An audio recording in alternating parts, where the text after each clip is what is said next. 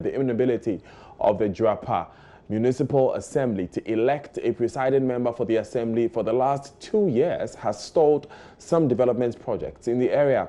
Based on this, the Jirapa Municipal Chief Executive has appealed to the Assembly members to rise above partisanship and vote to elect a presiding member to steer the affairs of the Assembly. JoyNews' Upper West correspondent reports despite the plea of the Jirapa mayor, the Assembly failed to elect a presiding member after 2 rounds of voting. 53 persons, comprising 37 elected and 16 government appointees, took the oath of office as members of the Jirapa Municipal Assembly for a 4-year term. They were sworn in at the forecourt of the Jirapa Municipal Assembly by the Jirapa District Magistrate Evans Anan Okropa without any difficulty. Officials of the Jirapa Municipal Electoral Office watched and prayed in silence that the 53-member assembly elects a presiding member on 1 round of balloting for the first time in over 3 years. The assembly, though non-partisan, has been divided into inter- and intra-party blocks, and all sides holding up to their entrenched positions.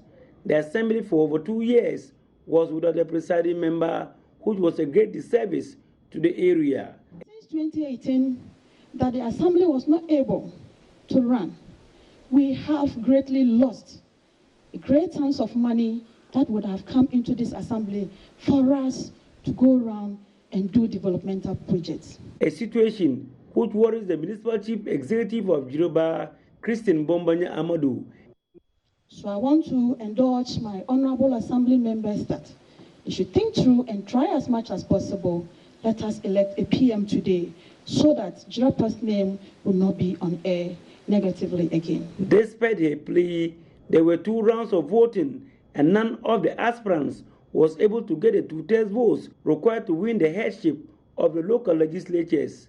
President Akufo-Addo, in a speech read on his behalf by Deputy Minister for Roads and Highways, Anthony Abayi-Fakabo, urged the local legislatures to devise special client-sensitive approach to mobilize internal generated funds devoid of challenges to the ratepayers.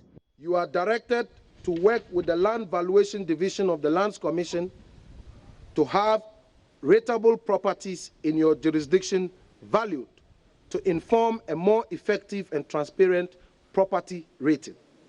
I urge you all to devise special client-sensitive approach to mobilize these rates devoid of challenges to the rates payers. As you grow your IGF, it should be possible to increase the allowances of members of the Assembly. As new Assembly members, I urge you to encourage you to support your assemblies to raise the IGF. Reporting for JoyNews, Rafik Salam, Jirapa.